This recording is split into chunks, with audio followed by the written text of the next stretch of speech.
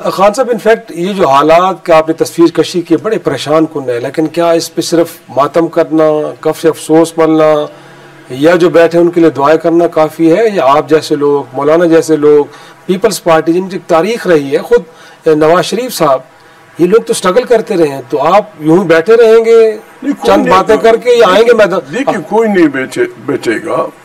میں مختصر کرتا گیا. ابھی 1947 سے لے کر 56 تک اس لیے آئین بننے نہیں دیا گیا.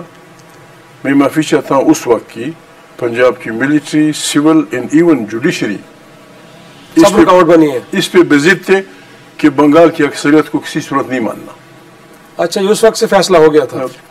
تو وہ چلتے چلتے 9 سال بعد میتھمیٹکس کا نیا فارمولہ ایجاد ہو گیا، 52 برابر 48.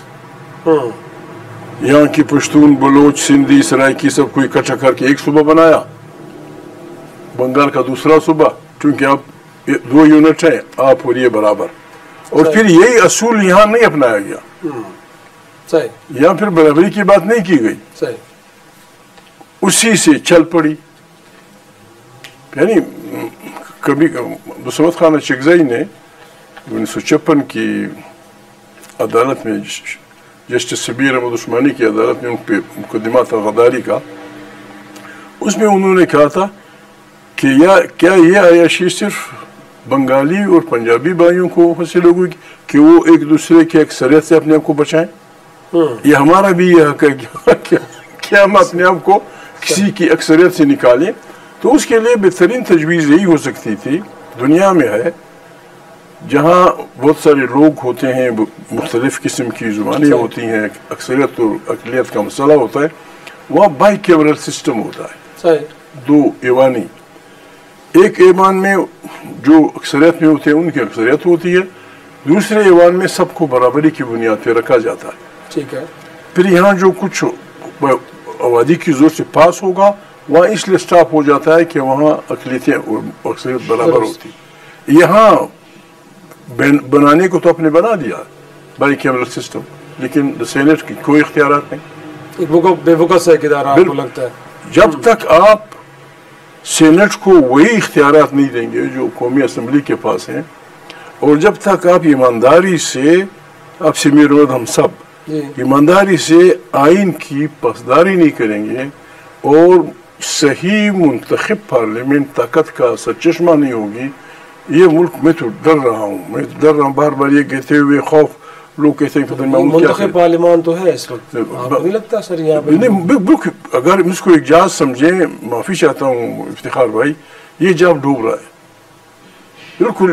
میں اکثر سر ملک کی 2 بڑی جماعتیں اس وقت، پیپلز پارٹی، مسلم لیگ نون، انہوں نے سنبھالا ہوا ہے، وہ تو بیانے لے کے آئے کہ ہم نے ڈیفالٹ سے نکال لی ہے، دنیا سے اپنے آپ کو کنیکٹ کیا ہے، یہاں پہ انویسٹمنٹ آ رہی ہے، پہلی بار ایک ادارہ جو ملٹری کا ادارہ ہے سیم پیج پہ ہے. مجھے دکھ ہوتا ہے افتخار بھائی، آپ کی ٹیلی ویژن کے ذریعے میں ان سے پوچھتا ہوں کہ کبھی دنیا میں آپ نے دیکھا ہے، میں گوار آدمی ہوں، اپنے مدبر میں ڈال دیا، کبھی اب دنیا میں کہیں آپ نے سنا ہے کہ آپ کا قرض دار کوئی سود خور آرگنائزیشن سیدھا آپ کے چیف جسٹس کے پاس جائے؟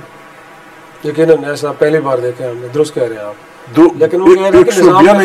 192 ممالک ہیں، کبھی آپ نے دیکھا ہے کہ کوئی سود خور آرگنائزیشن جس کے آپ قرض دار ہیں وہ اسٹریٹ جائے آپ کے پوچھے بغیر، یا آپ کو اگنور کر کے آپ کے سارے فوجیوں اور سیولین سب کو اگنور کر کے آپ کی تو کہتے ہیں وزارت خزانہ کے کہنے پر انہوں نے ملاقات کی چیف جسٹس نے، اور کہتے ہیں کہ خزانہ غریب کہاں سے آیا؟ اس کا وہ تو الیکشن آدمی ہے، وہ تو پٹھان آدمی ہے، ٹیکنوکریٹ ہے، انہوں نے لگا دیا. دوسرا یہ جو ہمارا وزیر دفاع ہے، کیا بلا ہے، وزیر داخلہ محسن نقوی کی بات کر رہے ہیں میں، یہ کہاں سے لائے گئے ہیں؟ بس ٹھیک ہے، انہی کے لوگ ہیں، پر ٹھیک ہے وہ لے گئے، آپ وہ تو لے رہے تھے، آپ کا کبھی یہ ہماری حالت ہو گئی ہے. یہ تو لیکن چیف جسٹس سے فرما رہے تھے، ان کو بھی بتایا کہ عدلیہ آزاد ہے، فیصلے انڈیپینڈنٹلی ہو رہے ہیں. زندہ باد، زندہ. آپ کو نہیں لگتا؟ آپ کو نہیں لگتا جس انداز میں یہ نہیں ہوا؟ دیکھو امام نواز شریف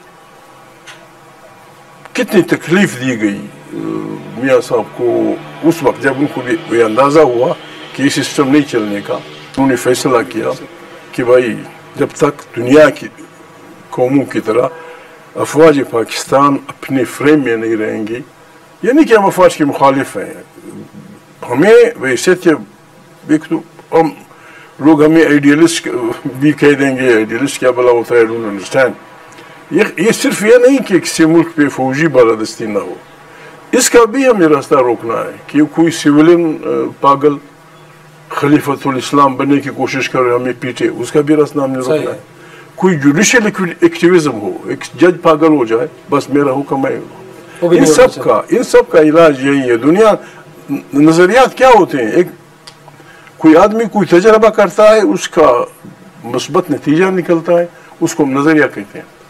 دنیا نے ٹھیک ہے پرفیکٹ نہیں ہے، دنیا نے اپنے اجتماعی دانش میں جو نظام وضع کیا ہے وہ موجودہ ڈیموکریسی کا نظام ہے، لیکن ڈیموکریسی پوری دنیا میں تو پرفارم کر رہی ہے جگدیش صاحب، یہاں نہیں کرتی۔ بلوچستان کے آپ سن آف دا سوائل ہیں، اس وقت 50% آف دا پاکستان لوگ سٹون ایج میں رہ رہے ہیں۔ آپ سندھ کی حالت دیکھیں کہ جہاں پہ پیپلز پارٹی کم از کم پچھلے 20 سال سے بغیر شرکت کسی کے اقتدار میں موجود ہے۔ باقی ملک کا حال دیکھیں، جب سیاستدان پرفارم نہیں کریں گے تو راستہ تو آپ لوگ خود بناتے ہیں۔ سیاستدان کو ڈیفائن کرنا پڑے گا، یہاں تو بدقسمتی سے اپنے ہی لوگوں کو کرپٹ کیا جاتا ہے، ان کو بلیک میل کیا جاتا ہے، ان کی فائلیں بنائی جاتی ہیں اور دنیا کے سامنے ان کو سیاستدان کے طور پہ پیش کیا جاتا ہے۔ ایسا نہیں ہونا چاہیے۔ ہمارے اس میں انڈیا ہے، ہم ایک علاقے کے لوگ تھے، غربت ان کی ہم سے زیادہ، زبانیں ان کی ہم سے زیادہ، مذاہب کی جو فرقے ہم نے ایک دوسرے کو بنائے، قتل و قتال جو ہم نے فرقے ہم سے سب سے زیادہ، فوج ہمارے سے 5-10 گنا بڑی، لیکن وہ چل پڑا۔ کس طرح چل پڑا؟ ٹھیک ہے، ہوتا ہے، گڑبڑ ہوتی رہتی ہے، یہ ریگنگ ہوئی یا ریگنگ ہوئی، لیکن پارلیمنٹ پر کل ٹرمپ اور وہ کیا کہہ رہے تھے؟ یقیناً ایک نیا اسٹریٹجک پارٹنر اس ریجن میں ہے اور ان کے لیے بہت کچھ اور پاکستان سے متعلق باتیں کی گئی۔ ہمارا ملک اس لحاظ سے انڈیا کے مقابلے میں زیادہ خوشحال ملک ہے۔ دنیا، آپ نیم اینی تھنگ، دنیا جہان کی نعمتیں اس ملک میں ہے، نہ پانی کی کمی، نہ ریسورس کی کمی، نہ سورج کی کمی، نہ جنگلات کی کمی، نہ محنت، وسائل سے مالا مال ہے، پھر بھی مقروض ملک ہے۔ تو آپ چونکہ آپ نہیں چھوڑ رہے ہیں، جو دکھ پھر اس بات کا بھی ہے، میں الزام سمجھ لیجئے، جو اس ملک کو اپنے آپ کو ماں میں سمجھتے ہیں وہ اس کی انتڑیاں نکال رہے ہیں۔ لیکن آپ کا خیال ہے کہ زرداری صاحب کی یا شہباز شریف صاحب کی فائلیں بنی ہیں، وہ کمپرومائزڈ آپ کو لگتا ہے کہ پریزیڈنٹ اور پرائم منسٹر ہے، وہ انڈیپینڈنٹ لوگ نہیں ہوتے؟ دونوں میرے دوست ہیں، بڑے بڑے عہدوں پہ ہیں، وہ خود بھی جانتے ہیں کن اختیارات ان کے پاس۔ فضل الرحمان صاحب کہتے ہیں ٹھیک ہے آگے چلتے ہیں۔